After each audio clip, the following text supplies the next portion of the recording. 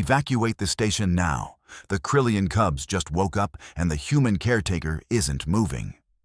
Station Director Kael'thas's secondary hearts seized as the emergency alert screamed across every display in his office. Red strobes painted the walls of Sector 7's Wildlife Rehabilitation Wing in violent pulses. 3 biosignatures, each one belonging to a Krillian Predator Cub, flared hot on the containment monitor. Active, alert. And according to every piece of data streaming across his screen, absolutely murderous. The 4th signature sat perfectly still. Human. Emma Williams. Vital signs normal. Respiratory rate calm. Heart rate, singular heart, the strange creatures only had one, beating at a relaxed 62 per minute. She wasn't moving.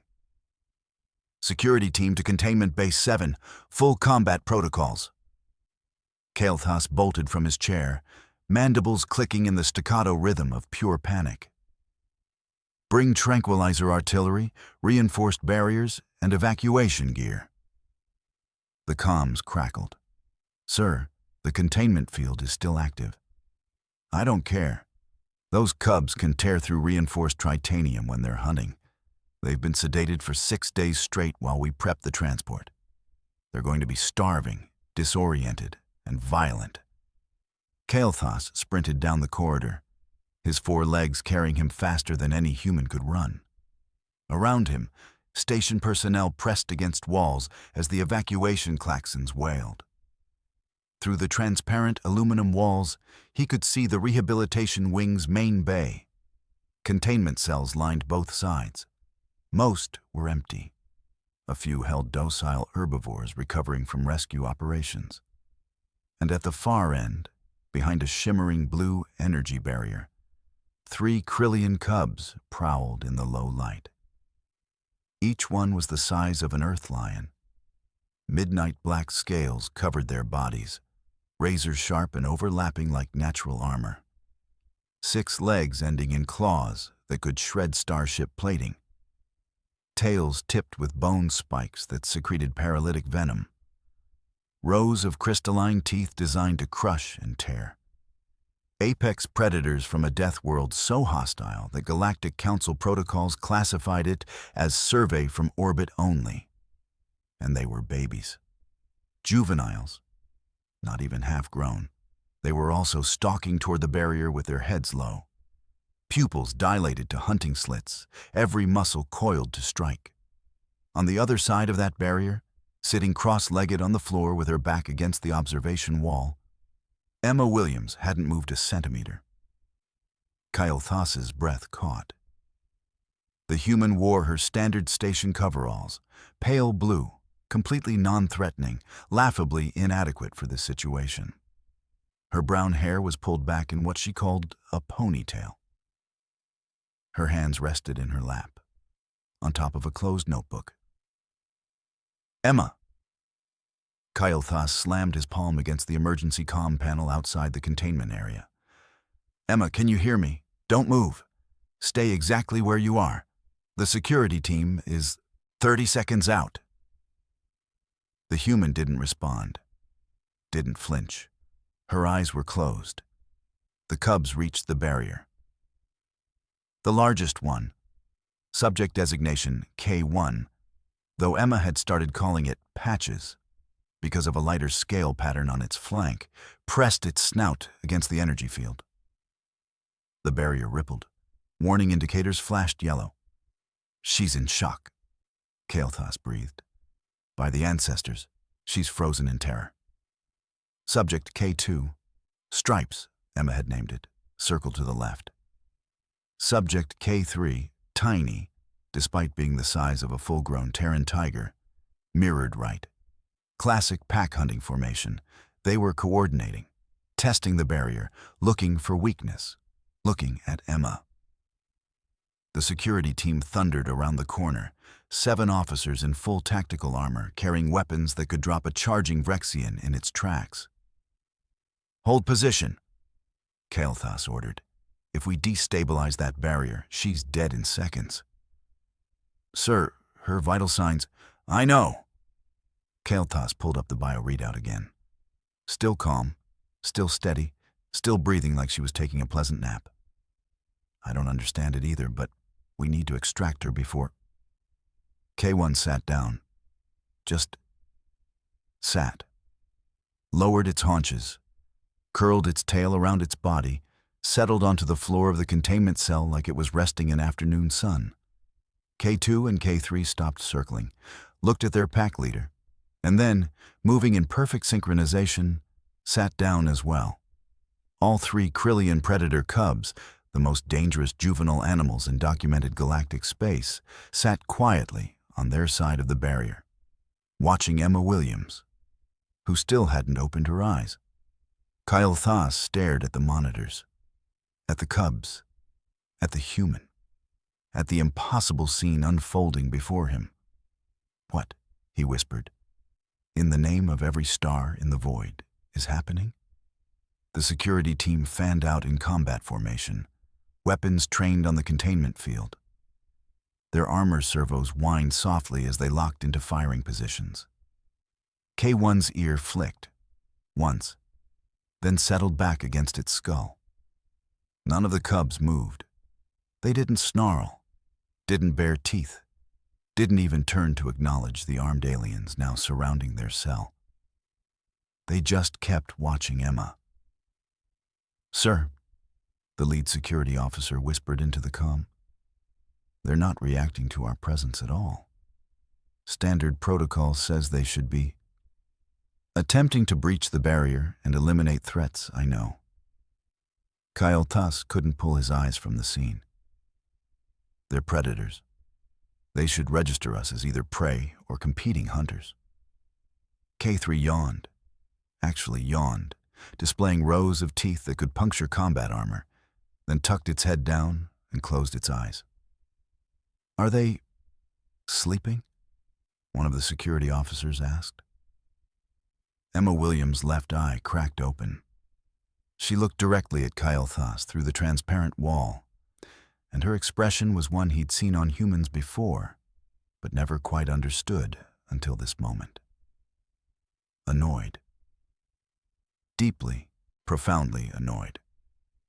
"Could you guys keep it down?" Her voice came through the comm speakers, casual as commenting on weather. They just fell back asleep. Kael'thas's translator implant stuttered, certain it had malfunctioned. "Emma, are you... Did you say they fell back asleep?" "Yeah." She stretched her neck, rolling her shoulders. Took like 3 hours to get them settled this time. Patches was fussy. I think he's got a tooth coming in. "A tooth?" Kael'thas felt his cognitive processes grinding against each other like damaged gears. "Emma, those are Krillian Predator Cubs. They don't get fussy. They get violent." "Uh-huh." Emma glanced at the security team with their raised weapons. "You planning to shoot them? Because that's definitely gonna wake them up, and then I'll have to start over." "Start over what?" The question escaped before Kael'thas could stop it. "Getting them calm." Emma said it like he'd asked what color the sky was. They were really agitated when the sedation started wearing off. Lots of pacing, stress vocalizations. You know, scared baby stuff. One of the security officers made a choking sound. "Scared babies?" "Director." The station's senior veterinary technician appeared at Kael'thas's shoulder, tablet clutched in trembling hands. "I pulled the surveillance footage from the last 6 hours. And?" "The Cubs began emerging from sedation at 0847 station time. At 0849, they were fully conscious." The technician's skin had gone pale gray, the Zillion equivalent of bloodless shock. "They should have been in a feeding frenzy. Every biological marker indicated extreme aggression." "Should have been." Kael'thas took the tablet. The footage played in accelerated time. He watched the Cubs stir, rise, begin that prowling, testing behavior that preceded an attack. Watched Emma, who had been sitting there the entire time, apparently, remained motionless with that notebook in her lap. Then Emma opened the notebook, uncapped a pen, and started writing. The cubs stopped prowling. K1 approached the barrier first, head tilted, watching the human's hand move across the page. K2 and K3 flanked it, all three fixated on Emma's simple, repetitive motion. Writing. Just writing. They watched her for 47 minutes, the technician whispered. Their stress hormones dropped 30% in the first 20 minutes. By 90 minutes, they were at baseline resting levels. On screen, K3 sat down, then K2, then K1. Eventually, all three settled into relaxed postures, eyes half-lidded, occasionally glancing at Emma as she continued making notes. At the 2-hour mark, K3 curled up completely and went to sleep. "This is biologically impossible," the technician said flatly. "Krillian juveniles don't calm in response to non-threatening stimuli. They escalate. It's hardwired into their neural structure. They're obligate predators from an extreme competition environment." Kael'thas looked from the tablet to the real-time scene. All three cubs were now sleeping. K1's breathing had fallen into the deep, slow rhythm of genuine rest. K2 had rolled slightly onto its side. K3 was actually snoring, a low, rumbling sound that would have been adorable if it wasn't coming from an animal that could kill everyone on this station. "I'm calling the council," Kael'thas said quietly. "Get me the Galactic Wildlife Preservation Emergency Line, and someone find senior xenobiologist Zara. I don't care if she's in the middle of a lecture circuit on the other side of the sector. We need her here now." "What should we tell them?" the security chief asked. Kael'thas gestured at Emma, still sitting peacefully among the predators. "Tell them we have a human who somehow convinced 3 Krillian cubs that she's... I don't even know. Not food, not a threat, something that makes them sleep. Maybe she's emitting some kind of pheromone," someone suggested. "Or a psychic field? Humans are strange. Maybe they have abilities we don't know about." "Test it," Kael'thas ordered. "Scan for unusual energy signatures, chemical emissions, anything." The technician worked frantically at the sensors. After 2 minutes, they looked up. "Nothing, sir. She's just sitting there, writing in a notebook, being human." Inside the containment cell, Emma turned a page. K1's ear flicked contentedly in its sleep. "What?" Kael'thas asked the universe at large. "Are you writing in that notebook?" Emma glanced up through the barrier, shrugged. "Just taking notes on their behavior patterns. You know, for the rehabilitation assessment." She said it like it was the most obvious thing in the galaxy. Senior xenobiologist Zara arrived in a private shuttle exactly 4 hours later, her reputation preceding her like a shock wave. 43 years studying predator behavior across 200 worlds. Author of the definitive text on carnivore psychology. Advisor to the Galactic Wildlife Preservation Council. She took one look at the sleeping cubs, at Emma still sitting peacefully on the floor, and demanded the notebook. "The human won't relinquish it while she's inside the containment field," Kael'thas explained. "She says moving might wake them." Zara's crest flared in irritation. "Then get me the surveillance footage of what she wrote. Every page.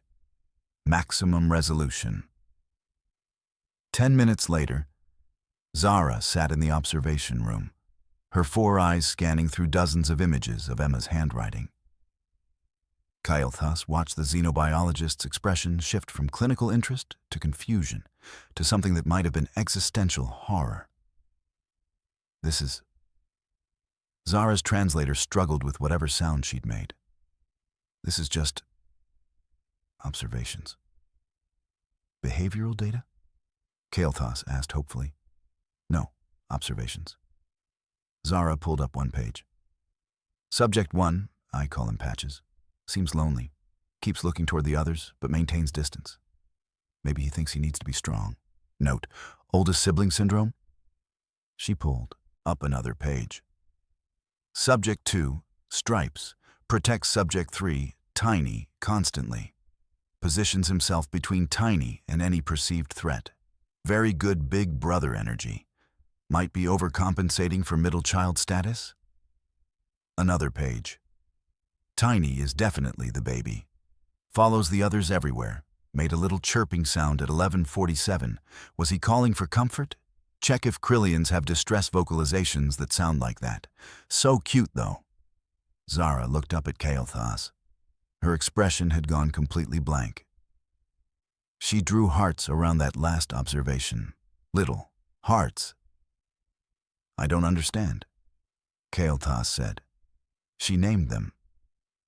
Zara's voice had climbed half an octave. She gave them nicknames based on visual markings and personality traits. Well, yes? Kael'thas felt like he was missing something fundamental. She does that with most of the animals. We assumed it was a human memory aid technique. Memory aid? Zara stood abruptly, tablet clattering on the desk. Get her out of that containment field. I need to speak with her, now. The Cubs will be fine for 5 minutes while she steps through the access door. Do it. Kael'thas activated the comm. Emma, could you exit the containment area, please? Slowly. Don't startle them. Through the transparent wall, Emma rolled her eyes, but stood carefully, notebook tucked under one arm. She moved to the personnel access door, a small airlock-style entry designed for keepers to enter and exit safely. K1's head came up the instant she moved. The security team tensed.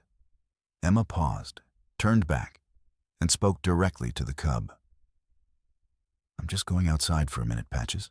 Be good. Watch your brothers. K1 stared at her, then slowly, deliberately, laid its head back down.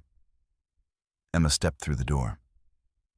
Okay, she said as she entered the observation room. What's the emergency? Zara thrust the tablet at her. Explain this. All of it. Every word. Emma glanced at the images of her notes. They're just behavior observations. You asked me to monitor the cubs during sedation recovery. You called them babies. They are babies. Emma said it with the same tone someone might use to confirm water is wet. You documented their personalities. You assigned them familial roles. You've made assumptions about their emotional states based on... Zara scrolled frantically through the notes. Based on vibe and big brother energy, and whether they looked stressed or chill. Yeah? Emma looked genuinely confused now. How else would you do it? Kael'thas felt something cracking in his understanding of the universe. Emma, we've been treating them as dangerous specimens requiring containment protocols and sedation management. Right. Because they're dangerous predators, Emma agreed. You've been treating them as scared children. Emma blinked. Because they are scared children. They're both things. Dangerous predator babies who are scared and don't understand what's happening to them. Zara made a sound like air escaping a punctured hull. In 43 years of studying predator behavior, it never, not once, occurred to me to assess individual emotional baseline and family dynamic structure in juvenile subjects. Why not? Emma asked. Then, before Zara could answer, continued. Oh wait, let me guess. You were focused on species-typical behavior patterns, threat assessment, and population management protocols? That's standard xenobiological methodology. Sure, but they're individuals. Emma tapped the notebook. Patches isn't just Krillian Cub Mar1. He's the oldest. He feels responsible for his siblings. That's why he paces. He's stressed about protecting them in an unfamiliar environment. She flipped through her notes. Stripes is middle child. Protective, but insecure. He's trying to prove his value to the pack structure by guarding Tiny. And Tiny is the baby. He's just terrified and looking for someone to tell him everything's okay. Kyle Thas stared at the containment cell. At 3 sleeping predators who had been categorized, assessed, and managed according to every established protocol. Everything we saw as killing intent, he said slowly. Was asking for help, Emma finished. Yeah, they weren't trying to attack anything. They were testing for a pack leader, someone to establish hierarchy and safety. When I just sat there and paid attention to them, watched them, learned their patterns. She shrugged. I guess I became that. Kind of. Zara sat down heavily. We've been doing this wrong. For decades. Possibly centuries. I mean, you probably keep them alive fine. Emma offered diplomatically.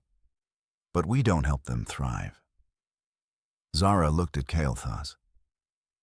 She's been here 6 hours and achieved better behavioral results than our entire rehabilitation protocol produces in 6 months. Through the observation window, K1 shifted in his sleep. His clawed foot twitched, the universal sign of a dreaming predator. He's dreaming, Emma said softly. That's good. Means he feels safe enough for REM sleep. You're monitoring his sleep cycle quality? Zara's voice had gone faint. Well, yeah. Sleep patterns tell you a lot about stress levels. Kael'thas and Zara looked at each other. I'm calling an emergency council session, Zara said. They need to see this. The Galactic Wildlife Preservation Council emergency session convened via holocom 30 minutes later. 12 species represented. Hundreds of years of combined expertise. All of them watching the live feed from Containment Bay 7 with expressions ranging from disbelief to academic horror. Let me summarize, Council Director Vex Thule said, his voice deliberately calm. A human-animal handler with no formal xenobiological training has achieved complete behavioral compliance from 3 Krillian predator cubs using a notebook and patience. Not compliance, Emma corrected from her position outside the containment field. She'd listening to the entire briefing. Partnership. There's a difference. Explain, Zara said. She'd pulled up a holographic display showing Emma's behavioral data alongside 40 years of established Krillian research. The discrepancies were damning. I'm not dominating them. I'm establishing myself as a safe pack elder. Emma gestured at the sleeping cubs. Krillians are social hunters, right? Pack structure is everything. They needed someone to provide consistent, calm authority. Not through aggression, through presence. The notebook, Kael'thas said, understanding beginning to dawn. You were showing focused attention. Exactly. I was observing them, learning their individual patterns, showing them I cared enough to understand their needs. Emma smiled. The writing itself was just the visible part. What mattered was that I was paying attention to them as individuals. Vex Thule leaned forward. And they interpreted this as alpha confidence, Zara breathed. She was calm enough, secure enough to study them while they were in a stress state. A weak pack member would flee or show fear. A strong elder observes and learns. They're predators, not monsters, Emma added. They need family structure, hierarchy, security, same as any social species. One of the council members, a crystalline being whose species had no concept of pack behavior, spoke up. This is theoretical. How do we know the cubs have actually bonded rather than simply tolerating her presence? Emma grinned. Want me to show you? Emma, no. Kyle Toss started. She was already moving toward the personnel access door. She's going to get herself killed, someone whispered. Emma stepped through the airlock into the containment field. All three cubs' heads snapped up instantly. Kyle Toss's hand went to the emergency barrier controls, ready to deploy additional shielding, to flood the chamber with tranquilizer gas, to do something. K1 surged to his feet and bounded toward Emma. The security team raised their weapons. The massive Predator cub reached Emma and pressed his head against her chest, a rumbling sound emanating from deep in his throat. He was purring. "Hey, Patches," Emma said softly, scratching behind his ear ridges. "Did you have a good nap?" K2 and K3 approached more cautiously. Emma knelt down, bringing herself to their eye level. "Come here, you two. It's okay." K2, Stripes, circled around behind her, pressing against her back, protective positioning, guarding her. K3, Tiny, practically collapsed into her lap, making that chirping sound Emma had noted earlier. "There we go," Emma murmured, running her hands over each cub in turn. "You're all doing so well." She looked at Patches. "You're such a good big brother. You kept everyone safe while I was gone, didn't you?" The cub's purr intensified, and Kael'thas swore he saw the Predator's expression shift into something that looked almost like pride. To Stripes, "You're doing great, buddy. I see you watching out for Tiny. That's exactly what he needs." The middle cub leaned into her touch, the tension in his shoulders visibly releasing. To Tiny, "You're safe here, little one. I promise. We've got you." The smallest cub, still the size of a Terran tiger, curled tighter into her lap and closed his eyes. The council chamber was completely silent. 40 years, Zara said quietly. 40 years of studying predator behavior, species categorization, threat assessment matrices, population dynamics, and I never once thought to ask if they were lonely, if they were scared, if they needed someone to tell them they were doing a good job. "You treated them as specimens," Emma said, not unkindly. She was still petting the cubs, all three now completely relaxed around her. "Which makes sense for research. But they're not just data points. They're people. Little, dangerous, scaly people, but still people." "Humans see individuals first," Vexthol observed. "Species classification second?" "Well, yeah." Emma looked up, genuinely confused that this was revelatory. How else would you see someone? On the live feed, Patches headbutted Emma's shoulder gently, the same gesture a domestic cat might use. Emma laughed and pushed back, and the cub's eyes brightened with what could only be interpreted as joy. "She's playing with them," a council member whispered. "They're playing back," another responded. Stripes pounced on Emma's foot. She mock gasped. "Oh no, a vicious attack." She wiggled her foot. Stripes pounced again, careful claws retracted, teeth not even close to breaking skin. Tiny watched, then joined in, launching himself at Emma's other foot.